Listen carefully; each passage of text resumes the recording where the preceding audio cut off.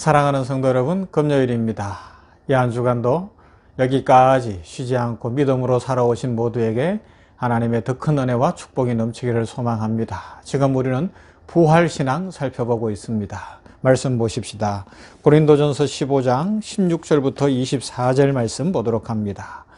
고린도전서 15장 26절부터 24절 말씀. 만일 죽은 자가 다시 살아나는 일이 없으면 그리스도도 다시 살아나신 일이 없었을 터이요. 그리스도께서 다시 살아나신 일이 없으면 너희의 믿음도 헛되고 너희가 여전히 죄 가운데 있을 것이요.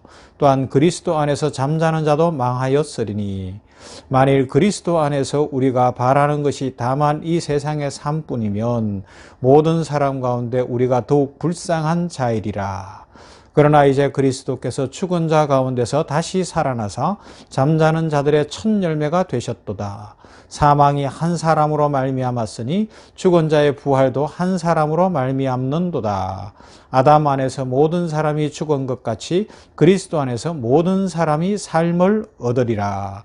그러나 각각 자기 차례대로 되리니 먼저는 첫 열매인 그리스도요, 다음에는 그가 강림하실 때에 그리스도에게 속한 자요, 그 후에는 마지막이니 그가 모든 통치와 모든 권세와 능력을 멸하시고 나라를 아버지 하나님께 바칠 때라. 아멘.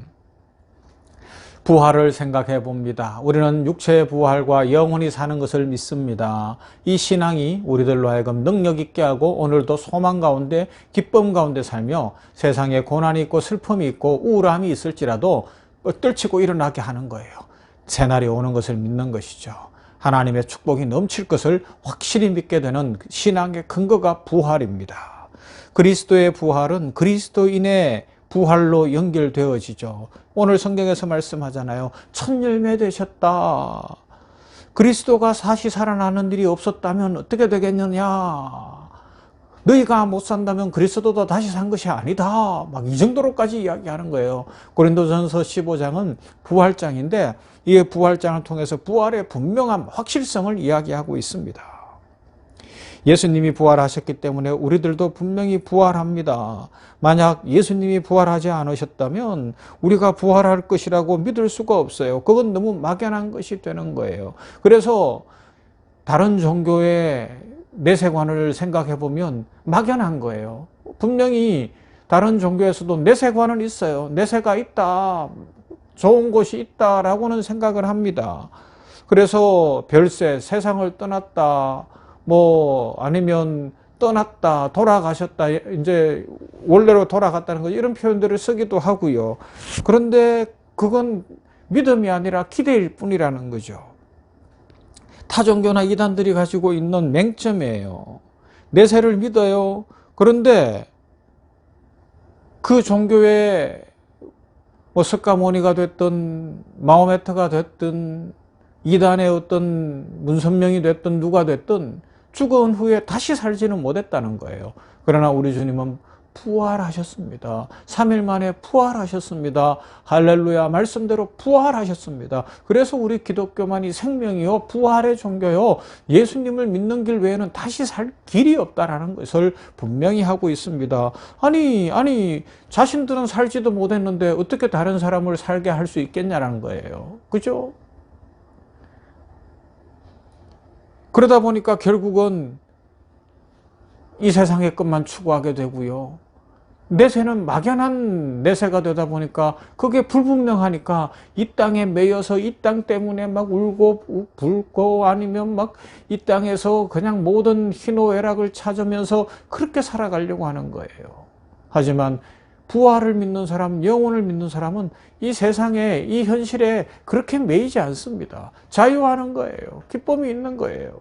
이 부분은 내일 모레 주일에 이제 사도행전 살펴보면서 자유가 뭐냐 더 깊이 살펴보게 될 건데요. 그리스도인이 가진 자유로서 우리는 어떻게 살아야 됩니까? 놀라운 이야기죠. 부활신앙이 우리에게 자유를 줬습니다. 우리는 어떻게 살아야 합니까? 우리 기독교는 분명히 부활을 믿습니다. 예수님의 부활과 승천은 사람들에게 직접 목격이 됐어요. 12사도 목격했습니다. 도마와 같은 사람은 직접 손으로 만져봤다니까요. 주님이 그렇게까지 해주셨잖아요. 뿐만 아니라 약 500명의 사람들이 직접 그 부활하신 주님을 만났어요. 40일 동안 부활하신 후에 이 땅에 계시면서 11번 사람들을 만나 주셨습니다. 베드로 사도는 그래서 베드로전서 1장 3절부터 이런 고백을 해요. 우리 주 예수 그리스도의 아버지 하나님을 찬송하리로다. 그의 많으신 긍휼대로 예수 그리스도를 죽은 자 가운데서 부활하게 하심으로 말미암아 우리를 거듭나게 하사 산 소망이 있게 하시며 썩지 않고 더럽지 않고 쇠하지 아니하는 유업을 있게 하시나니 곧 너희를 위하여 하늘에 간직하신 것이라. 예수님의 부활로 우리는 그 부활을 선물로 상속받게 되어졌습니다. 요한복음에는 주님의 육신의 부활을 믿지 못하던 도마를 찾아오셔서 육신의 부활을 확실히 믿게 해주셨습니다. 그래서 우리는 몸이 다시 사는 것을 믿습니다. 요한복음 20장 27절 이후에 도마에게 이르시되 내 손가락을 이리 내밀어 내 손을 보고 내 손을 내밀어 내 옆구리에 넣어보라. 그리하여 믿음 없는 자가 되지 말고 믿는 자가 되라. 도마가 대답하여 이르되 나의 주님이시요 나의 하나님이시니이다. 예수께서 이르시되 너는 나를 본 거로 믿느냐? 보지 못하고 믿는 자들은 복되도다 하시니라. 그리고 여기서 더 나아가서 육신의 부활의 모습을 가장 잘 보여주는 말씀은 이 부활장 오늘 읽었던 말씀 뒤에 보면 고린도전서 15장 42절부터 이런 말씀이 있어요. 죽은 자의 부활도 그와 같으니 썩을 것으로 심고 썩지 아니할 것으로 다시 살아나며 욕된 것으로 심고 영광스러운 것으로 다시 살아나며 약한 것으로 심고 강한 것으로 다시 살아나며 육의 몸으로 심고 신령한 몸으로 다시 살아나나니 육의 몸이 있은 적도 영의 몸도 있느니라. 육신이 있는 것처럼 영혼도 있다. 그런데 그것은 부활이 있는데 신비다. 그렇게 이야기합니다. 부활의 육체는 우리가 생각하는 것과는 다른 이제는 완전한 육체로 부활한다는 것입니다. 할렐루야. 그 비밀을 다 알 수는 없어요. 분명한 것은 우리는 지금은 연약한 육체예요. 아프기도 하고 힘들기도 하고 이런 육체를 갖고 있고 뭐 잘생겼다 못생겼다 키가 크다 작다 머리가 좋다 나쁘다 이런 평가 속에 있는 거지만 주님 안에서 부활했을 때는 완전체로 부활한다는 거예요. 그것이 다 뭔지 몰라요. 이렇게 설명은 해줄 수 있어요. 제가 장례식에서 자주 이야기하는 거지만 꽃씨를 심었는데 씨앗이 이렇게 나오기 전에 뭐가 나와요? 꽃이 나오더라는 겁니다. 씨앗과 꽃은 비교할 수 없을 만큼 그것이 아름다운 거예요. 그런데 그게 같은 거 아닙니까? 코스모스 씨앗을 심었더니 코스모스 꽃이 피는데 놀랍잖아요. 그죠? 뭐 채송화도 그렇고요. 모든 꽃들 보면 꽃이 얼마나 아름답습니까? 그 이야기를 하는 거예요. 이 육체, 이 완전하지 못한 육체인데 예수 그리스도 안에서 부활하면 완전한 육체로 진짜 놀라운 은혜를 누리게 될 것이다. 그걸 보여주고 있다라는 것이죠. 이것이 우리가 가진 부활 신앙이에요. 그래서 한 군데 더 보면요. 고린도전서 15장 36절 이후에는 어리석은 자여 내가 뿌리는 씨가 죽지 않으면 살아나지 못하겠고 내 씨가 뿌리는 것은 장래의 형체를 뿌리는 것이 아니요 다만 밀이나 다른 것의 알맹이뿐이로되 하나님이 그 뜻대로 그에게 형체를 주시되 각 종자에게 그 형체를 주시느니라. 그리고 15장 52절로 가면 나팔 소리가 나며 죽은 자들이 썩지 아니할 것으로 다시 살아나고 우리도 변화되리라. 이 썩을 것이 반드시 썩지 아니할 것을 입겠고 이 죽을 것이 죽지 아니함을 입으리로다. 할렐루야. 우리는 반드시 부활이 있습니다. 새 생명 가운데 영원한 새 생명을 누리는 부활의 삶을 살게 될 것입니다. 그러므로 이 세상에 연연하지 말고 옛날로 돌아가지 말고 세상에 매여서 세상 쾌락, 세상 즐거움을 추구하는 것이 아니라 부활의 신앙을 가지고 세상을 변화시키고 세상의 부활의 신앙을 전하고 이 부활의 능력으로 살아가는 참 그리스도인의 삶을 살아가야 합니다. 여러분, 이 세상은 다른 이유 때문에 소망이 없는 게 아니에요. 지금 돈도 넘치고 뭐 많은 사람들이 쾌락도 넘치고 먹을 것도 넘치고 온갖 것들이 넘치잖아요. 그런데 뭐가 문제예요? 생명, 부활의 신앙이 없는 거예요. 내일을 모르겠다는 거예요. 영원을 모르겠다는 거예요. 그러니까 이 땅에서 죄를 먹고 마시면서 사람들이 자꾸 그 길로만 몰려가는 겁니다. 그러나 부활의 신앙을 가지면 현재를 뛰어넘을 수 있어요. 그러면서 찬송하면서 영원을 바라보며 주님 안에 살아갑니다. 이것이 우리 그리스도인의 특권입니다. 이 부활 신앙으로 오늘도 승리하시기를 바랍니다. 우리는 몸이 다시 삽니다. 영원히 삽니다. 꽃씨를 심었는데 꽃이 피고 또 아름다운 열매가 맺히는 것처럼 하나님께서 그런 은혜를 주십니다. 그 영광의 날, 주님이 부활하셨기 때문에 그 영광의 날이 우리에게 반드시 있습니다. 이 부활신앙으로 승리하시고, 부활신앙으로 기뻐하시고, 부활신앙으로 날마다 새롭게 되는 은혜를 누리게 되기를 주님의 이름으로 축원합니다. 하나님 감사합니다.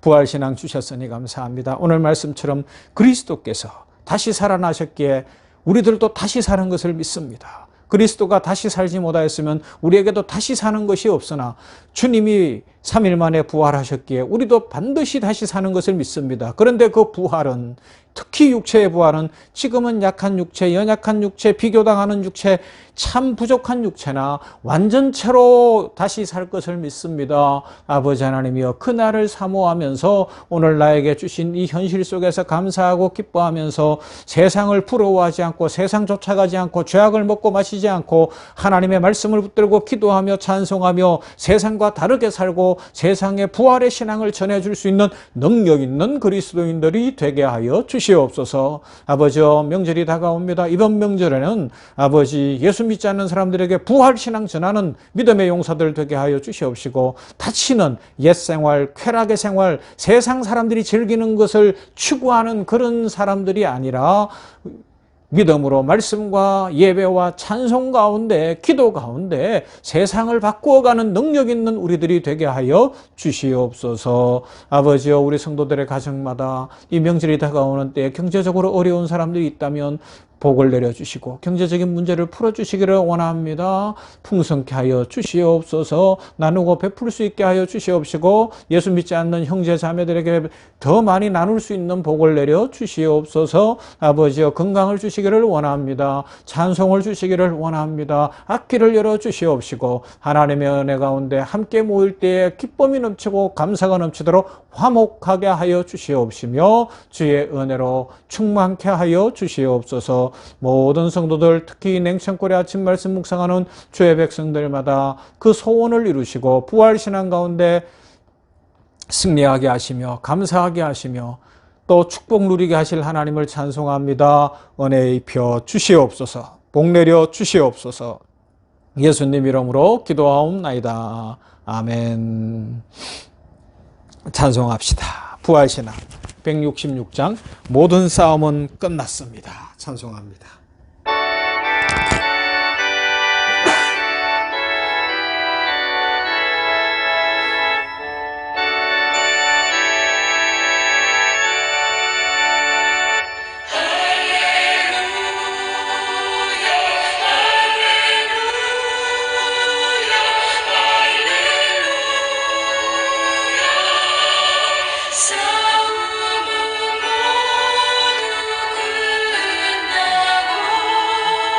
say